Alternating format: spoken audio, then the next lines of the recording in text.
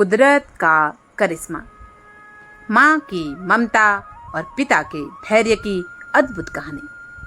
बहुत पुरानी बात है। महाराष्ट्र राज्य में मुंबई के पास समुद्र के किनारे एक छोटा सा गांव था। उस गांव में बंसीलाल नाम का एक बालक अपने माता पिता के साथ रहता था। बालक बड़ा हुआ तो समुद्र के निकट गांव होने की वजह से बालक समुद्र के किनारे अपने मित्रों के साथ अक्सर खेलने जाया करता था और कभी कभी मछली भी पकड़ के ले आया करता था। उसके माता पिता बूढ़े हो चुके थे। बंसीलाल भी जवान हो गया था और मछुआरा बन गया था। अब उसने मछली पकड़ना और बेचना ही अपना व्यवसाय बना लिया था। माँ बाप ने सोचा, बेटा जवान हो गया है, इसका विवाह कर देना चाहिए। उन्होंने उसका विवाह पास के ही गांव की लड़की बैजंती के साथ कर दिया। बैजंती बहुत सुंदर और सुशील लड़की थी। वो अपने पति को और बूढ़े सास ससुर की खूब सेवा करती थी। उनकी शादी के 3 साल बाद भी बंसीलाल और बैजंती के कोई संतान नहीं हुई तो बूढ़े माता पिता बहुत दुखी रहने लगे। वो चाहते थे कि अपने इस संसार से जाने से पहले अपना पोते पोती का चेहरा देख लें। अपने कानों से घर में बच्चों की खिलकारी सुनने को मिल जाए तो चैन से दुनिया छोड़ के जाने में कोई दुख नहीं होगा। पर नियत को कुछ और ही मंजूर था। एक बीमारी में माता पिता दोनों का निधन हो गया। बंसीलाल और उसकी पत्नी दोनों को बहुत दुख हुआ, पर सत्य तो यही है सोचकर मन को समझा लिया। अब बंसीलाल और बैजंती दोनों ही हंसी खुशी जीवन का निर्वाह कर रहे थे। वैसे तो उनका गृहस्थ आश्रम बहुत खुशहाल चल रहा था। बस कमी थी तो घर में एक बालक की, जो शादी के 4 साल हो जाने पर भी नहीं हुआ था। रोज सवेरे बंसीलाल मछली पकड़ने चला जाया करता था। बाजार में मछली बेचकर शाम तक ही घर आ जाता था। कभी कभी अकेले में दोनों उदास हो जाया करते थे कि हम यह रात दिन मेहनत किसके लिए कर रहे हैं। यही सोचकर मन बहुत बेचैन हो जाता था। उनके मन की बेचैनी को वही समझ सकता है जिस अभागे दंपति को संतान सुख प्राप्त ना हुआ हो। समय बीतता गया, वो अपनी दिनचर्या व्यतीत कर रहे थे। एक दिन जब बंसीलाल मछली पकड़ के घर आया तो उसने देखा कि उसकी पत्नी बैजंती बहुत खुश है। बंसीलाल ने खुशी का कारण पूछा तो बैजंती ने उसको बताया कि आप पिता बनने वाले हो। यह सुनकर बंसीलाल बहुत खुश हुआ, क्योंकि 10 साल बाद उसको यह खुशी सुनने को मिली थी। अब तो बंसीलाल बैजंती को घर का कुछ भी काम नहीं करने देता था। बोलता था, इतने साल बाद खुशी मिली है, कुछ अनहोनी ना हो जाए।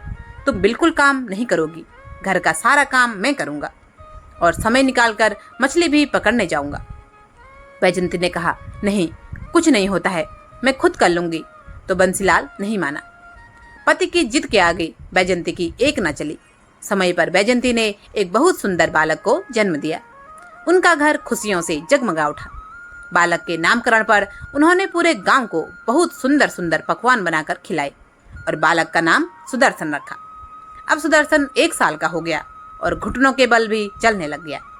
दिन भर मछली पकड़ने वाला बंसीलाल अब सवेरे मछली पकड़ने जाता था, पर थोड़ी ही देर में पुत्र प्रेम में इतना व्याकुल हो जाता, उसको हर जगह सुदर्शन ही दिखाई देता था। उसका नटखटपन वह भूल नहीं पा रहा था। उसका मन पुत्र प्रेम के कारण मछली पकड़ने में नहीं लगता था। थोड़ी देर में ही वह घर आ जाता था। उसकी पत्नी ने पूछा, आजकल तुम जल्दी क्यों आ जाते हो? तब उसने बताया, मेरा मन नहीं लगता है, मैं सुदर्शन के साथ खेलने के लिए जल्दी आ जाता हूँ। तब उसकी पत्नी ने कहा, मन नहीं लगता तो अपने बेटे को भी वहीं ले जाया करो। तब उसने कहा, हाँ ये सही है, कल तुम दोनों को नाव में समुद्र दिखा के लाऊंगा। तुमने भी आज तक समुद्र नहीं देखा, चलो कल सब जाएंगे। सवेरे खाना खाकर तीनों चले गए। उसकी पत्नी ने समुद्र को देखा तो इतना ज्यादा पानी देखकर वो आश्चर्यचकित हो गई। चारों तरफ पानी ही पानी दिख रहा था। वह नाव चलाते हुए समुद्र के बीच में ले गया, जहाँ से बहुत सुंदर दृश्य दिखाई दे रहा था। उसकी पत्नी ने कहा, तुम रोज यहाँ आते हो, कभी बताया नहीं, समुद्र इतना सुंदर और मनोहर है। बंसीलाल ने कहा, हम कहाँ इधर उधर देखते हैं, हम तो बस मछलियों को ही देखते रहते हैं। बातें हो ही रही थी कि एक तेज लहर ने नाव डगमगा दी। बहुत कोशिश करने के बाद भी नाव नहीं संभली और डूब गई। तीनों डूब गए। डूबते ही माँ बाप सुदर्शन को ढूंढने लगे। बहुत कोशिश करने के बाद उसने पत्नी का हाथ तो पकड़ लिया, पर पुत्र नहीं मिला। शायद वो तेज लहर में बह गया था। अब तो दोनों का रो रो कर बुरा हाल हो गया। पुत्र को बहुत ढूंढा पर उसका कोई पता नहीं मिल पाया। जब 10 साल पुत्र नहीं हुआ था तो जीना सीख गए थे। अब तो दोनों दिन रात बस रोते ही रहते हैं। किसी की भी आहट होने पर ऐसा लगता है जैसे वो ही आ गया। कभी दोनों आपस में झगड़ा भी करते हैं। पति कहता है, तूने ही कहा था साथ में बच्चे को ले जाओ।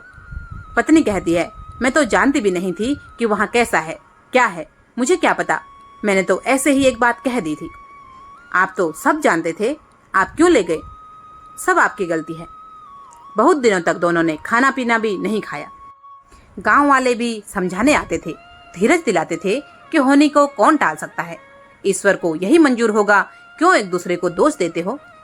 सबके समझाने पर भी दोनों को लगता था कहीं न कहीं उनका पुत्र जीवित है। समय सबसे बलवान है बोलो या फिर ईश्वर की लीला। धीरे धीरे हर कोई अपने बिछड़े हुए संबंधियों को याद करना कम कर देता है। जहाँ पहले हर समय वही याद आया करता था, अब काम में लगे रहने पर थोड़ा विस्मरण हो जाता है। वही इनके साथ भी हुआ।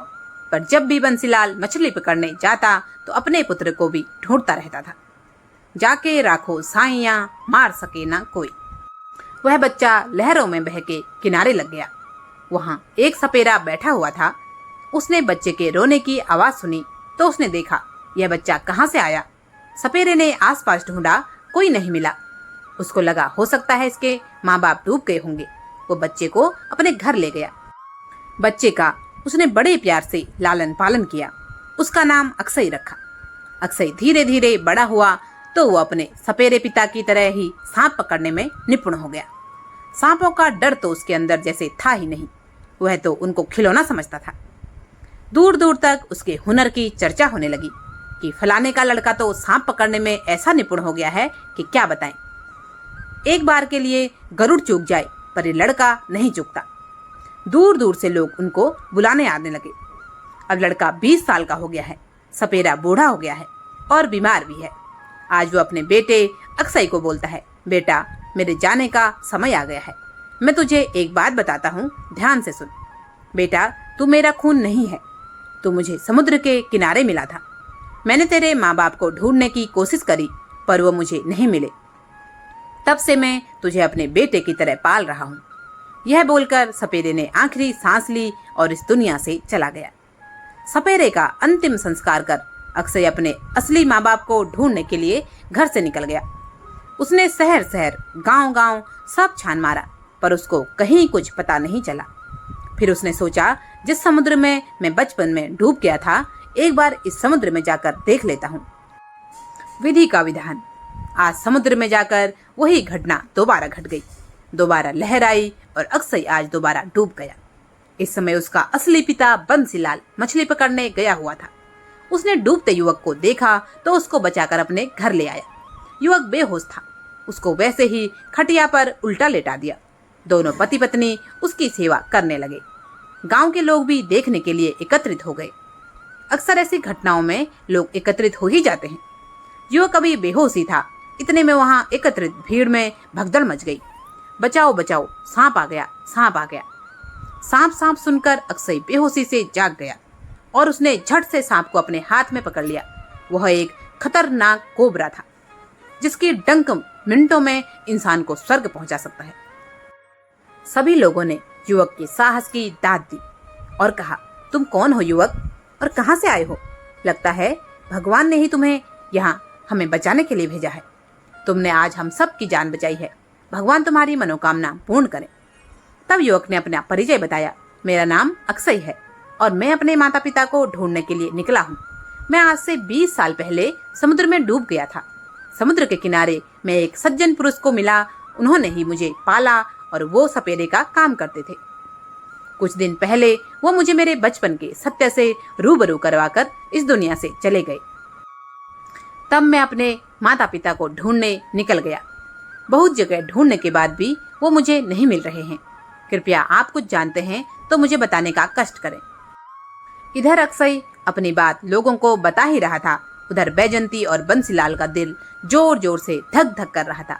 अक्षय की पूरी बात होते ही बैजंती अपने आप को रोक नहीं पाई और अपने पुत्र को जोर से गले लगाकर फूट फूट कर रोने लग गई। साथ में बंसीलाल भी सुदर्शन सुदर्शन कहकर रोने लग गया। माँ के हृदय से लगते ही और कुछ कहने को बचा ही क्या था। अक्षय को समझने में देर नहीं लगी कि यही मेरे जन्म देने वाले माता पिता हैं। तब वह भी अपने खुशी के आंसू रोक न पाया। अब उनके घर ऐसा माहौल हो गया मानो खुशियों की बारात आ गई हो। सभी गांव वासियों के साथ मिलकर पूरी रात जश्न मनाया। अब माँ अपने पुत्र को अपने आंखों से ओझल नहीं होने देती। यह है माँ की निर्मल करुणा। इसके आगे करोड़ों हीरे जवाहरात भी फीके हैं। आपको आज की कहानी कैसी लगी? अगर आप भी अपनी माँ से इतना ही प्रेम करते हैं तो एक लाइक अवश्य करें। चैनल पर नए हैं या अभी तक भी चैनल को सब्सक्राइब नहीं किया है तो कृपया सब्सक्राइब अवश्य करें। आपका बहुत बहुत धन्यवाद। जय जय श्री राम।